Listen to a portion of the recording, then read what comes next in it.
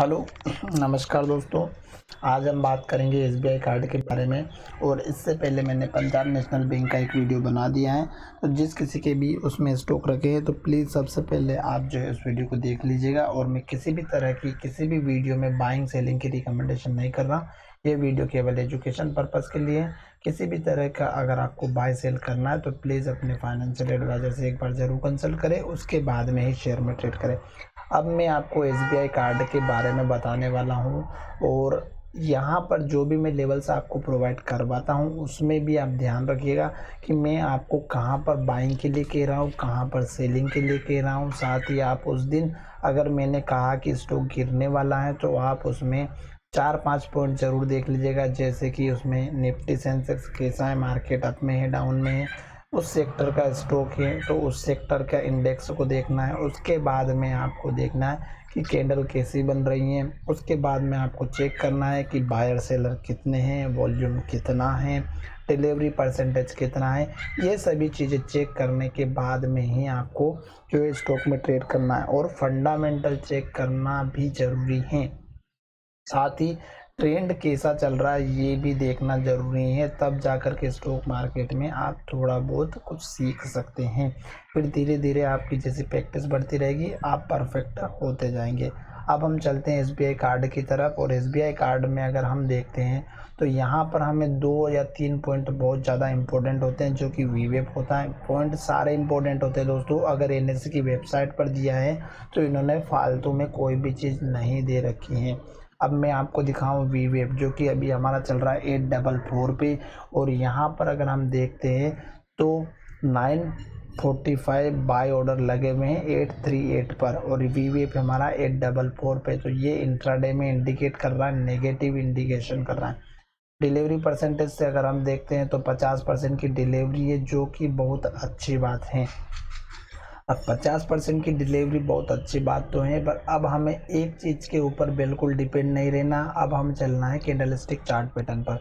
Candlestick chart pattern पे अगर हम देखते हैं तो स्टॉक अगर आप देखते हैं तो 500 रुपये से लेकर के 850 रुपये पर अभी स्टॉक ट्रेड कर रहा है। यहाँ पर इसने लो बनाया था और अभी ये अपने हाई के पास में चल रहा है। और हमारा लास्ट का हाई ये 868 रुपये का।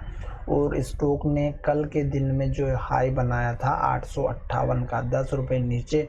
और जहां से ओपनिंग की वहीं इसने गिरावट दिखाना स्टार्ट किया और लो पर जाकर के इसने क्लोजिंग दी। कल मार्केट बहुत बढ़िया रहा था, सारे स्टॉक अप में थे। स्टॉक के बाद में निफ्टी भी अप में रही और साथ ही बैंकिंग स्टॉक भी बहुत बढ़िया परफॉर्म कर रहे थे। फिर भी स्टॉक में इतनी नेगेटिविटी थी कि स्टॉक बिल्कुल लो के पास में आकर के इसने क्लोजिंग दी है। और इसने जो लो बनाया वो अगर आप देखेंगे तो इस कैंडल का हाई जो आपको दिख रहा है 835 का, और इस कैंडल का जो लो दिख रहा है वो है 833 रुपये 70 पैसा। तो अप्रोक्स उसने बिल्कुल वही लो बनाया है स्टॉक में। और इसके बाद में स्टॉक ने जो है यहाँ से सपोर्ट लेकर के एक हल्की सी रिकवरी जरूर की है 5-10 पॉइंट की, पर हमें कंफर्मेशन नहीं मिला है। क्यों? क्योंकि स्टॉक अभी इस हाई को ब्रेक नहीं किया है। और यहाँ पर हमारा लास्ट का जो लो बना था, अगर हम देखते हैं इस लो को छोड़ने के बाद में ये इतनी बड़ी गिरावट किसी न्यूज़ की वजह से होती है या फिर बहुत बड़ी भारी रिकवरी की वजह से भी हो सकती है कि नीचे गया और फिर वापस रिकवर करके चला गया। पर यहाँ पर अगर हम सपोर्ट लेवल की मानते हैं या लेकर के चलते हैं तो ये जो लो दिख रहा है यहाँ पर इस लो का बहुत ही महत्वपूर्ण स्थान है। और ये लो हमारा यहाँ पर है 805 रुपये का। अगर 805 रुपये लेवल टूट जाता है और 50 डेज़ का जो मूविंग एवरेज दिख रहा है ये भी टूट करके नीचे की तरफ चली जाती है प्राइस, तो आप अपने शेयर निकाल सकते हैं। और अगर आप थोड़ा सा दिमाग लगा करके काम करते हैं तो मैं आपको यहाँ पर थोड़ा सा अच्छे से समझा देता हूँ कि स्टॉक इस हाई के बाद यहाँ पर जो कल का हाई बनाया वो है हमारा 858 का।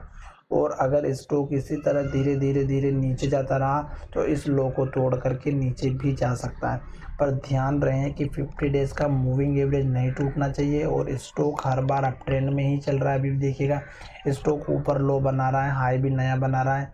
ये लो बनाया, फिर ऊपर लो बनाया, फिर ऊपर लो बनाया, हाई तोड़ करके नया हाई बनाया, फिर नया हाई बनाया, फिर लो ऊपर बनाया, फिर लो ऊपर बनाया। तो कहने का मतलब ये है कि स्टॉक तो अभी अप ट्रेंड में ही चल रहा है। और यहाँ पर भी देखिएगा कि इसका जो लास्ट का लो बना वही लो यहाँ पर इसने सपोर्ट लिया है। तो स्टॉक अभी देखते हैं तो बहुत ही बढ़िया अप ट्रेंड में चल रहा है, पर कल के दिन में अगर स्टॉक इस लो को तोड़ करके नीचे जाता है तो कौन सा लेवल रहेगा।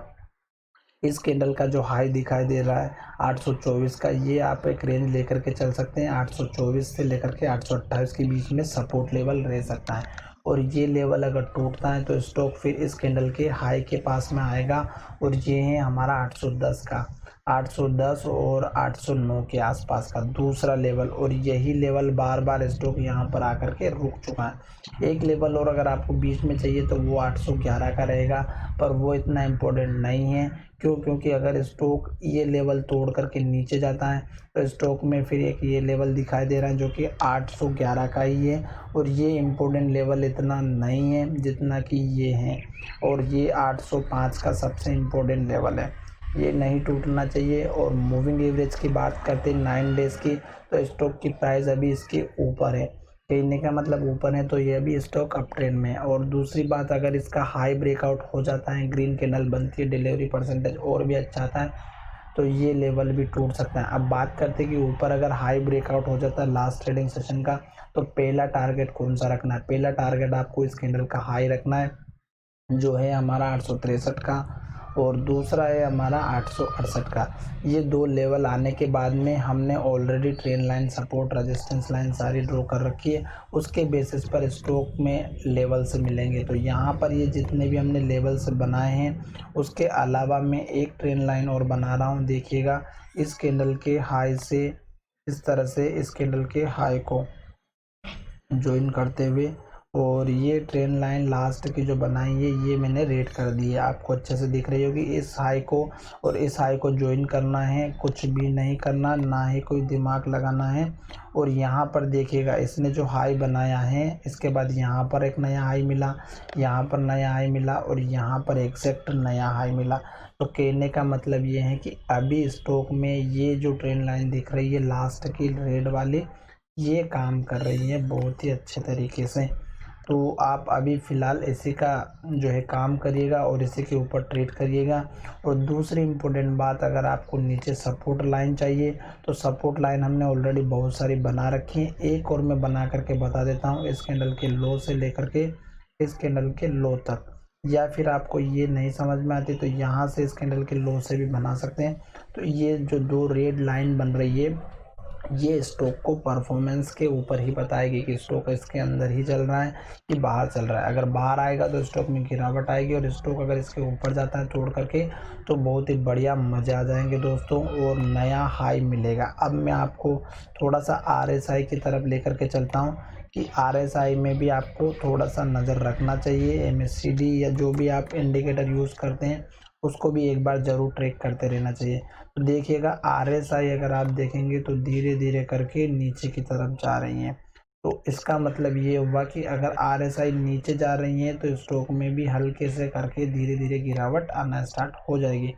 तो ये मैंने आपको RSI के बारे में भी बता दिया। अभी RSI यहाँ से लेके यहाँ तक बढ़ रही थी, फिर RSI यहाँ से नीचे आई, फिर बढ़ी, और उसके बाद यहाँ से भी अगर ट्रेंड लाइन बनाते हैं हम तो RSI धीरे धीरे करके नीचे की तरफ आ रही है। देखिएगा इस तरह से ये भी ट्रेंड लाइन को फॉलो करते हुए नीचे आ रही है, और यहाँ से भी अगर आप ट्रेंड लाइन बनाते हैं तो ये भी रेंज के अंदर ही चल रही है। ये इस तरह से देखिएगा आप, थोड़ी सी अच्छे से नहीं बनी है ट्रेंड लाइन।